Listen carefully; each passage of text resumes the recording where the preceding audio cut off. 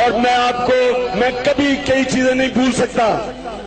بلوچستان میں یہ پہلے بھی کہہ چکا ہوں, میں آپ کو یاد کرانا چاہتا ہوں کہ بلوچستان میں خشک سالی تھی, وہاں لوگوں کے جانور مرنے شروع ہو گئے. وہ بیچارے وہاں سے لوگ شہروں کی طرف آئے, کیمپوں میں ٹھہرے. تو میں ایک کیمپ میں گیا, میرے پاکستانیوں, میرے ذہن میں مجھے اس کی رات کو بھیانے خواب آتے تھے سوچ کے کہ جو میں نے ایک عورت کو دیکھا وہاں بال بکھرے ہوئے, پاگل بری ہوئی, رو رہی. اس کے خامد سے میں نے پوچھا اس کو کیا ہوا؟ کہتا جب خشک سالی شروع ہوئی, ہمارے جانور بننے شروع ہوئے, تو ہم نے فیصلہ کیا کہ شہر کی طرف جائیں, جو بھی بچ گیا اس کو لے کے جائیں.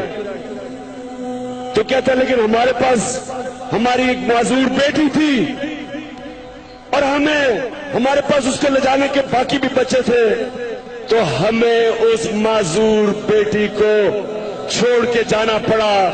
اور یہ ماں ابھی بھی اس کو اس بیٹی کی چیخیں یاد آ رہی ہیں. جب یہ جا رہے تھے وہ چیخیں مار رہی تھی بیٹی. کون سا معاشرہ اجازت دیتا ہے اپنے انسانوں کو اس طرح رکھنے کا؟ اور میں دیکھتا تھا یہاں اوپر ایوانوں کے اندر یہ شریف خاندان اور وہ زرداری خاندان اربوں روپے ان کے باہر ہیں, پیٹ ان کا بھرتا نہیں ہے. ایک گھر نہیں تو دوسرا گھر, پیرس میں, لندن میں.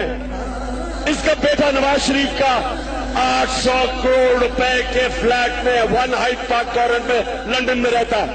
کدھر سے آیا پیسہ؟ کیوں قوم چپ کر کے تسلیم کرتی تھی؟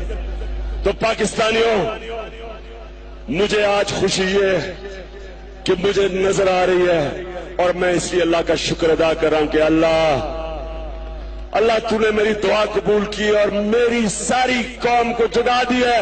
اللہ تیرا شکر ہے. ساتھ ہے تیرے ہر بچہ اور بوڑھا, ساتھ ہر ماں کی دعا.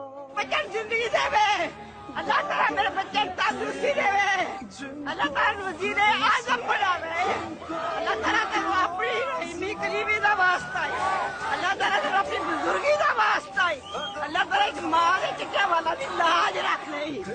اللہ تعالیٰ میں سجدے پہ اندراز کھانے کو, یا اللہ میری دعا کلی رد نہیں کرتا تو. اللہ تعالیٰ میں گناہگاری اور تیری بندی ہے, اللہ تعالیٰ تو میرے بچے نے زندگی دے, عزت دے. عمران خان پھر سے وہ